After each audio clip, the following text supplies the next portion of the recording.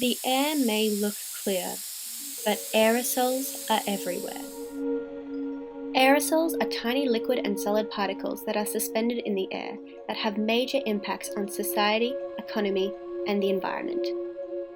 Clouds owe their existence to aerosols, as they are the nucleus of rain droplets. Natural aerosols range from sea salt spray, dust blown above deserts, and ash from volcanic eruptions.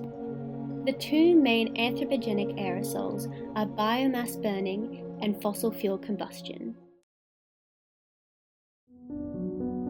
A huge impact is resulting from most natural and most anthropogenic aerosols having almost opposite effects on clouds and the atmosphere because of their different structure. Clouds with natural aerosols appear dark and transparent, creating a dimming effect on the surface, but at the same time, absorbing more energy. This triggers a warming influence on the planet's surface. Anthropogenic aerosols create bright white and very reflective clouds. They do the opposite of natural, reflecting the majority of light and creating a cooling effect on the surface. No one knows what the outcome will be for warming in some regions and cooling in others. This greatly increases uncertainty and risk for any ventures affected by weather and the climate. Aerosols can have various effects on the Earth's environment. While some man-made aerosols reduce the sunlight received at the Earth's surface and cool the atmosphere, others can have the opposite effect. Aerosols like black carbons absorb and scatter the sun's radiation, reducing the Earth's albedo and warming the atmosphere. They can also affect the hydrological cycle by suppressing precipitation. These effects can significantly harm Australia's natural ecosystems, flora and fauna that are susceptible to even minor changes in climate. Our crucial agricultural industry is also reliant on specific weather conditions. Thus, these changes can also have detrimental economic impacts. Emissions of aerosol from biomass burning in northern Australia are globally significant, yet existing estimates of their magnitude are essentially unconstrained by observation. Fires emit a unique aerosol called black carbon, or we know as soot. Because smoke can travel very long distances, soot from different parts of the world can end up landing on ice on the poles, blackening ice, absorbing heat, and leading to an accelerated melt of snow and ice, which can accelerate sea level rise and can threaten coastal inhabitants. These environmental issues also caused a major economic crisis, causing detrimental effects on the economy. This atmospheric trend triggers extreme climatic conditions and weather events, which greatly affect agricultural production. Crops are sensitive to even the slightest change in temperatures, therefore any shifts in weather patterns can greatly disrupt crop yield and production. Heavy reliance on manufacturing and mining industries are also a great concern, as these industries contribute up to 90% of emissions. Aerosols can cause serious health issues. There are 7.2 million deaths per year due to atmospheric aerosol loading. Higher concentration of particles have greater impact, whereas low amounts of particles in dense populations increase death rates. They cause respiratory and cardiovascular diseases, as well as asthma in children and pulmonary dysfunction in asthmatic adults. Every single particle emitted in a burning process or form is actually different. So how they influence the atmosphere is much more complex than how just a greenhouse gas molecule influences. And as such, we really don't know what is the safe boundary. There's no problem with the aerosols. I don't see that as a problem. The problem is that we don't know too much about the aerosols and their effect. Whole systems design is a design that will complement the environment and create sustainability strategies.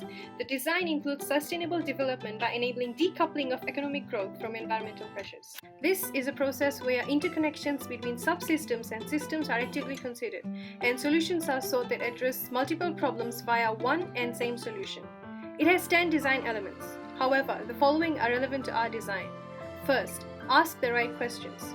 The prime focus of aerosols is the undefined planetary boundary condition. This is posing a lot of threat to the environment and the society. There needs to be a lot of research devoted to this area of planetary boundary. Second, account for measurable impacts. Aerosols cause a lot of impacts to the environment, health, and economy. These all need to be measured and accounted for. Third, design and optimize subsystems in the right sequence. Different ways of managing the impacts of aerosols are decoupling and biomimicry. And fourth, design and create future options. This can only be done after further research has been done on the planetary boundary of aerosols. Decoupling is disconnecting the goods that we want from the bads that we don't want. The experience of the last decades indicates that economic growth, resource consumption, and environmental degradation can be decoupled to a considerable extent. The path towards sustainable development entails accelerating this decoupling process. Decoupling economic growth from the environmental pressures of immense production of anthropogenic aerosols, then recoupling this economic growth to the energy production that takes pressure off the environment and enhances the natural production levels of aerosols. Australia's biggest producer of aerosols in urban environments is traffic emissions. A possibility for Australia to decouple environmental pressure from the emissions produced by cars is go renewable, electric cars that run on solar energy or cars with hydrogen fuel cells. Germany is striving to completely decouple economic growth from non-renewable sources and recouple it to renewable sources by 2050. Solar farms are a key component of this initiative, taking the pressure off the environment as well as enhancing its quality. Biomimicry are sustainable innovations emulated from patterns and designs that occur in nature. The process involves two solutions: to replace or reduce. The first type of biomimicry is to reduce amounts of aerosols released into the atmosphere, while the second focuses on replacing harmful human activities through implementing sustainable technology that produces little to no emissions. Reduction of aerosols in biomimicry can be done by imitating stomata opening on the surface of the leaves. Plant leaves find aerosol particles which liquefy and absorb them using atmospheric humidity. When stomata open, the nutrients collected from the surface of the leaves are absorbed and transported into leaf epithelium. Aerosols are then collected by the surfaces of plants. As it does, the aerosols containing hygroscopic salts bind with water. As these stomata open, the fine aerosol particles that have bonded with water are transported into the interior of the leaf, where they can then be absorbed and utilized for their nutritional value. Examples of sustainable technology that replaces aerosols is the marine solar panels inspired by insect wings, which absorbs both solar and wind energy when powering a craft. The solar panels will track the sun and physically move with the wind to capture any available energy. A company known as Caltech has already implemented renewable technology, which is a power-generating wind farm. These spinning vortices actually mimic swimming trail fishes and has proven to be a more simple and optimized low-cost energy alternative. Systems thinking aims to understand how smaller systems interact together within an overall larger system. For aerosols, it's important to focus on the larger picture about effects on the Earth and other global planetary boundaries. For example, the effects of aerosol loading can cause the impacts of climate change to be increased. Resource productivity is the goods and services that can be obtained through expending resources and is usually expressed in monetary terms. The aim of this process is to look at how the required yield can be achieved with less environmental impact. However, this concept cannot be applied as effectively to the issue of aerosols as others. The answer was the same boundary limit? Well, from the health point of view, it's zero. So the least you get, the better. But from the climate point of view, the more you get, the better. So the answer is somewhere in the middle.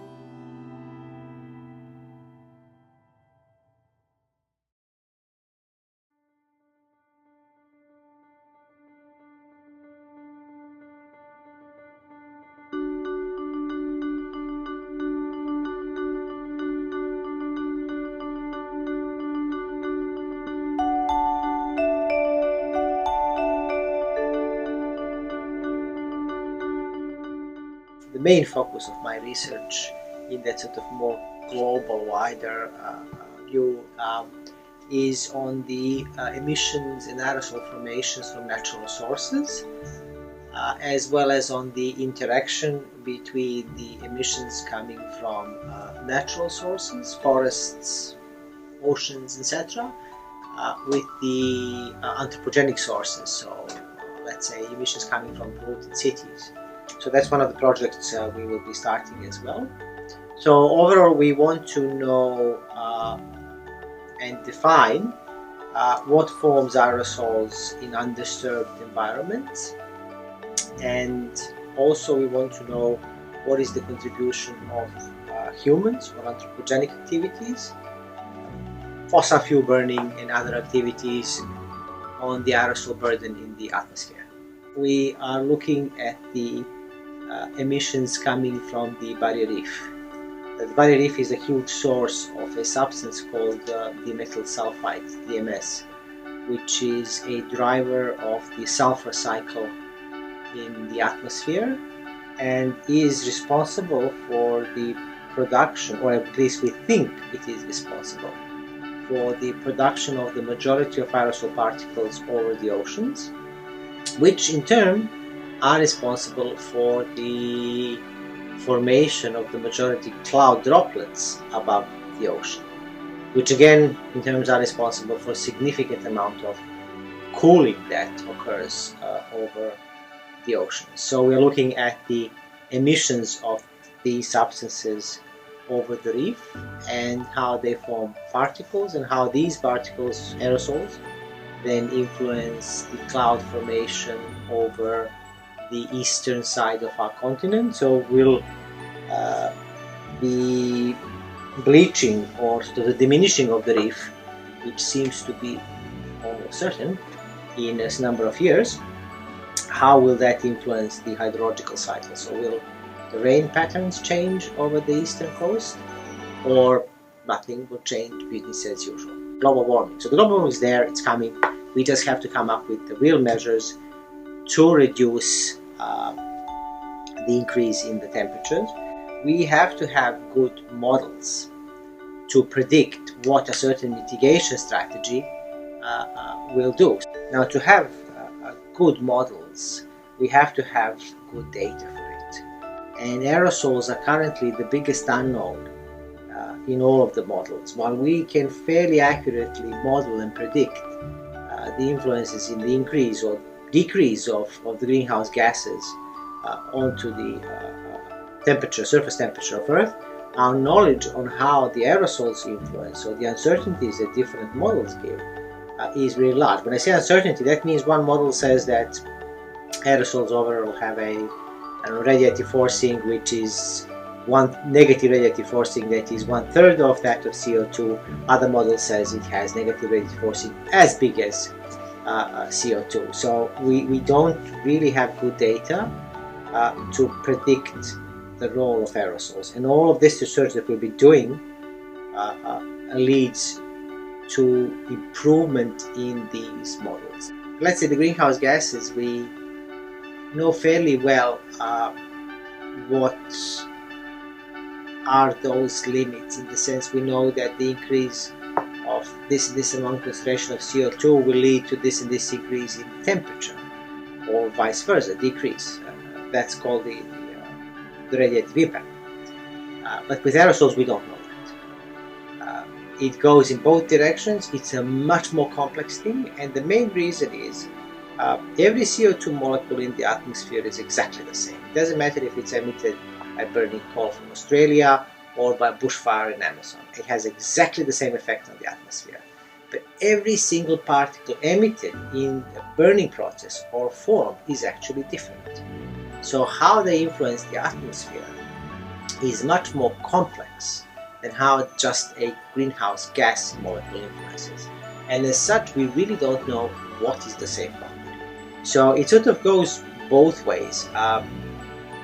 Increasing the concentration of aerosols in the atmosphere will reduce the temperature and will counteract the CO2 increase. So as a consequence, in the last 10-20 years, we see a significant, since we cleaned our atmosphere from aerosols, but we are still emitting as much CO2, we see a increase in the temperature. So the rate of increase in temperature is larger now than it was when we had high emissions of smoke and aerosols in the 30s, 40s, 50s, etc., until we started to counteract. So what's the safe limit? The more you have, it's better for the surface temperature, but there's a health problem, and we see the problems that they now have in China and other big polluted cities, where we know that there's a significant health influence. So what's the answer? What's the safe boundary limit? Well, from the health point of view, it's 0. So the least you get, the better. But from the climate point of view, the more you get, the better. So the answer is somewhere in the middle. I was like, oh my goodness. recording of you.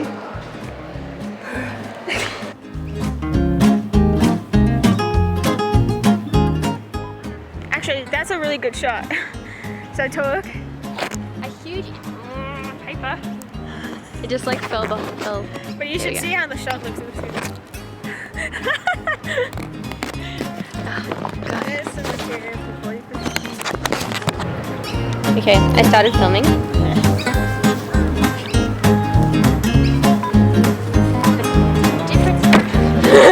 But yeah. Australia's naturally sorry. I can't see any words. It flipped. It went like that, and I was like, nah. Doing a little test run. This is what you look like. You're being recorded. So pretend to talk. Okay. Talking, blah blah blah, biomass in North Carolina is pretty bad. It causes That's good. That's really good. The form of aerosol loading, causing cardiopulmonary illness in adults and respiratory. Now I need you to come back around. So I'm filming.